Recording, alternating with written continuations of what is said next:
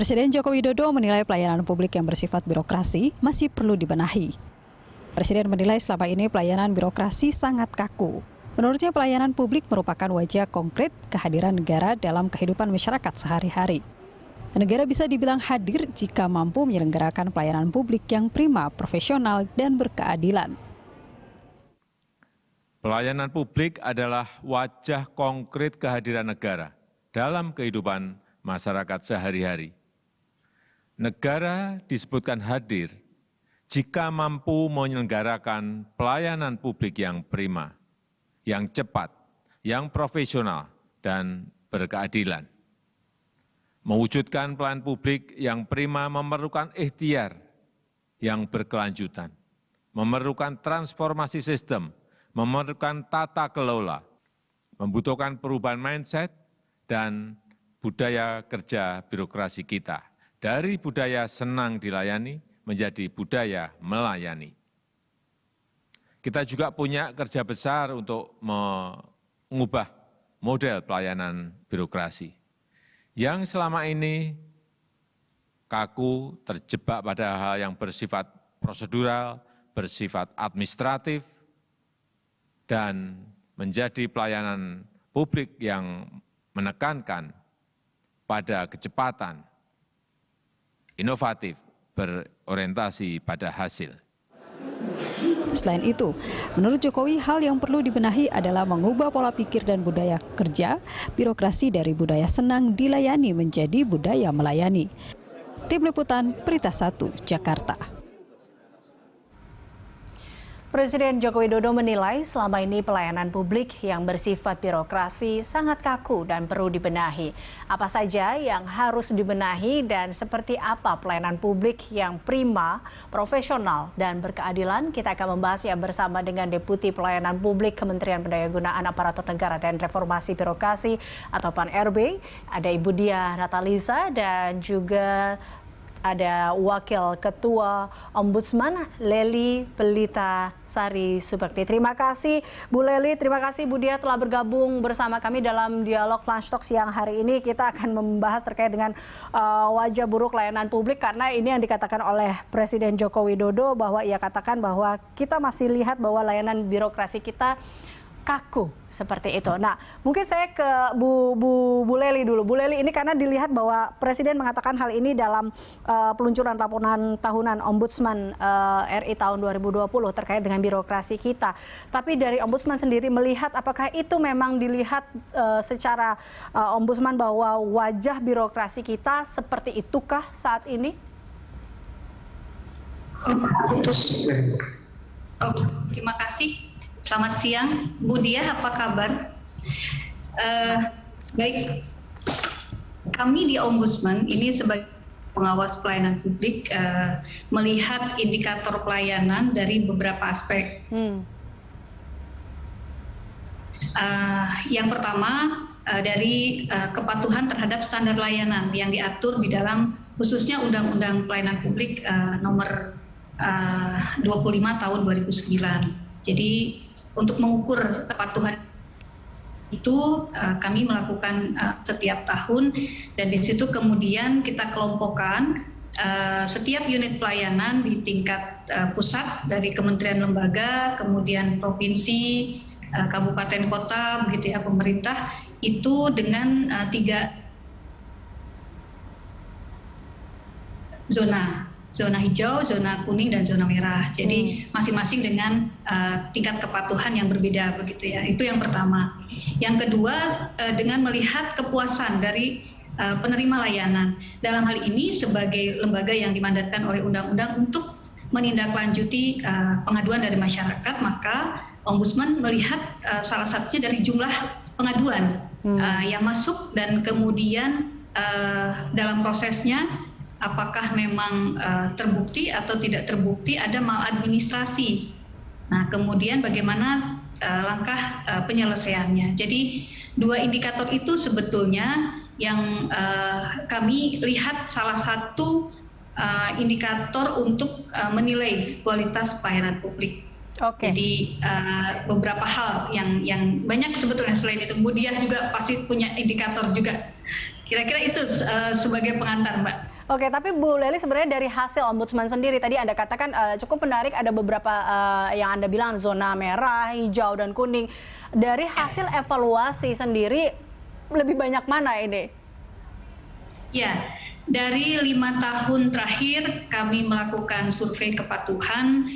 Terakhir 2019 ya Mbak, karena 2020 kegiatan ini dihentikan karena pandemi dan kemudian juga anggaran kita realokasikan untuk COVID begitu, sehingga dari 5 tahun terakhir kecenderungannya adalah untuk tingkat pusat baik kementerian dan lembaga tingkat kepatuhan tinggi, artinya zona hijaunya lebih banyak, semakin meningkat dibandingkan di pemerintah daerah baik kota maupun kabupaten gitu. Jadi kemarin waktu di peluncuran saya menyatakan semakin rendah tingkat pemerintah daerah, semakin potretnya kira-kira yang merahnya masih ada lebih banyak daripada yang di pusat, kira-kira begitu. Jadi secara umum tadi mengapa kemudian atensi kami dari hasil ini adalah bahwa perbaikan layanan di tingkat daerah itu justru harus membutuhkan atensi yang lebih besar lagi, bisa jadi mungkin dari segi anggaran, bisa juga dari kebijakan yang memberikan lebih banyak kewenangan kepada pemerintah di daerah begitu ya, karena disitulah justru lini terdepan dari pelayanan publik bagi masyarakat. Oke, Bu Dia, menanggapi apa dikatakan oleh Bu Lely tadi berdasarkan hasil yang ditemukan oleh Ombudsman, mungkin juga tadi PAN-NB sendiri juga memiliki data, tapi melihat apa yang dikatakan bahwa ternyata makin rendah atau makin ke daerah ini zona merahnya masih ada. Ini bagaimana tentunya dari PAN-NB sendiri melihat apa yang perlu dibenahi dalam hal ini? Pengawasan seperti apa sih yang harus dilakukan? Terima kasih Mbak Eliza, terima kasih Bu Lely. Selama ini Kemenpan RB dan juga bersama-sama dengan Ombudsman Republik Indonesia ini bahu-membahu nih Bu Eliza.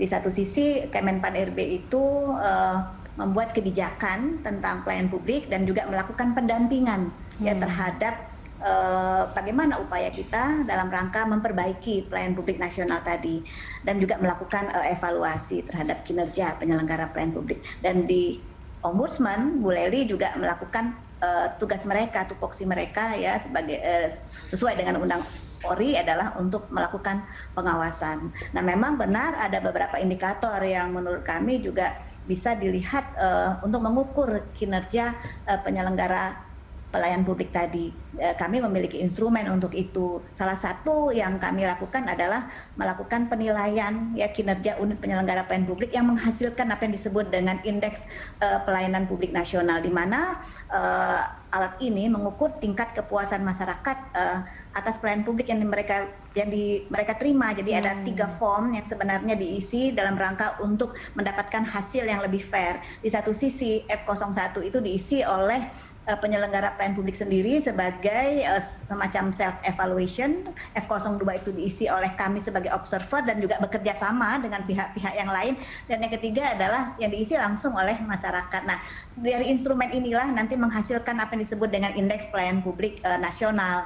Memang benar tadi apa yang dikatakan oleh Bu Lely ya, bahwa untuk daerah kita perlu bekerja lebih keras, tetapi kita juga tidak menafikan bahwa sebenarnya sudah ada tren peningkatan yang membaik dari tahun ke tahun ya, tidak hanya untuk daerah tetapi juga untuk pusat. Jadi indeks pelayanan publik kita di tahun 2019 berada di angka 3,63 ya. Di tahun ini kami juga tetap melakukan Bu Lely, walaupun ada realokasi anggaran, kita berupaya secara optimal berada di angka 3,85 yang sebelum-sebelumnya menjadi lebih rendah dengan skala 1 sampai 5. Tetapi selain itu tidak hanya indeks pelayanan publik ini yang menjadi satu-satunya untuk pengukuran. Kami juga punya survei kepuasan masyarakat. Kami juga mengelola lapor sebagai bentuk kolaborasi antara kantor staf presiden, Ombudsman dan juga Kemenpan RB.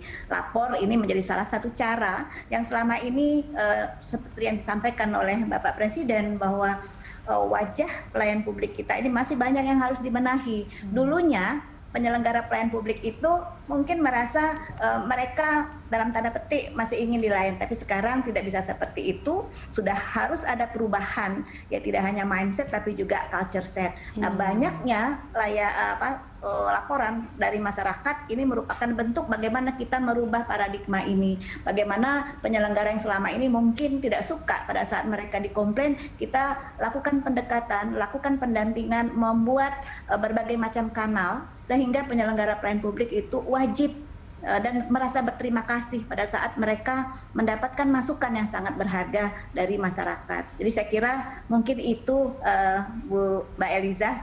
Ya, ini dia Bu Dia, berarti kan tadi ya ada sebuah culture yang harus dirubah dan ini mindset juga harus dirubah terkait dengan bagaimana yang biasa dilayani, tapi ini sementara harus dirubah hal itu. Adakah mungkin sosialisasi yang memang harus dilakukan? Tadi Anda katakan adalah sebuah pendampingan dan juga kebijakan juga ini menjadi satu kesatuan juga untuk merubah ini.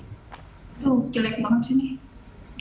Iya betul Mbak Eliza, berbagai upaya kita dalam rangka untuk reformasi birokrasi secara menyeluruh ini dilakukan. Jadi pembenahan ini tidak hanya kita fokus terhadap bagaimana pelayanan publik itu sendiri saja, karena pelayanan publik itu sendiri sebenarnya menjadi hilirnya dari berbagai perubahan ataupun kebijakan-kebijakan yang diambil secara keseluruhan. Misalnya saja pembenahan itu menyangkut bagaimana organisasi pelayan itu menjadi lebih ramping dan lincah, sehingga prosedur pelayan itu menjadi lebih sederhana dan keputusan bisa diambil lebih cepat dalam rangka memberikan yang terbaik kepada masyarakat.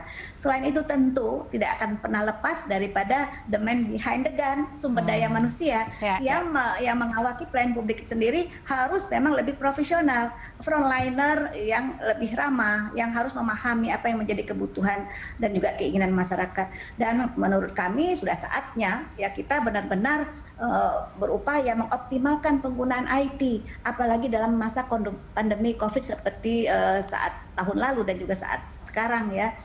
Sangat banyak membantu, seperti istilahnya Bapak Presiden kita, inilah saatnya digital melayani, dan kami buktikan ya dengan penggunaan teknologi informasi yang mungkin pada saat awal tahun lalu di bulan Maret sekitar sampai dengan Mei itu masih terjadi semacam kekagokan kita yang berupaya untuk merubah yang selama ini mungkin sudah ada penggunaan teknologi informasi tetapi belum optimal, apalagi yang dalam tanda petik yang masih gaptek harus berusaha menyesuaikan diri. Jadi penggunaan IT merupakan keharusan yang tidak bisa kita nafikan dalam kondisi saat ini, dan tentu saja diperlukan pemenuhan sarana dan prasarana yang lebih layak ya agar masyarakat itu juga dilayani dengan baik, termasuk untuk kebutuhan kelompok rentan.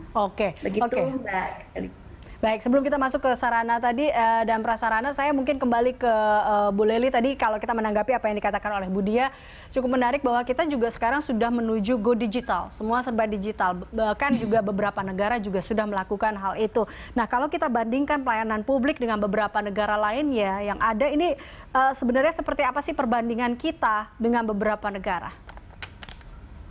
Ya, barangkali saya tidak banyak dengan negara yang lain, tetapi paling tidak kita punya 3 indikator untuk membandingkan layanan publik dengan katakanlah negara Swedia. Kenapa Swedia? Karena kami di Ombudsman, Swedia adalah negara pertama yang mendirikan Ombudsman di dunia, antara Swedia, Australia, dan Indonesia. Kalau kita lihat dari jumlah pengaduan ke Ombudsman di masing-masing negara tersebut dibandingkan dengan jumlah penduduknya, kalau kita lihat di Swedia itu jumlah penduduk kira-kira 10 juta, ini tahun 2020 ya. Kemudian Australia 25 jutaan dan Indonesia 260-an gitu ya. Tetapi jumlah pengaduan ke ombudsman-nya di Swedia itu hampir 10.000 tahun 2020, kemudian di Australia 50.000 dalam 1 tahun, dan di Indonesia ke Ombudsman Republik Indonesia tahun 2020 itu masuk 7.200. Mari kita bandingkan rasio antara jumlah penduduk dengan jumlah pengaduannya.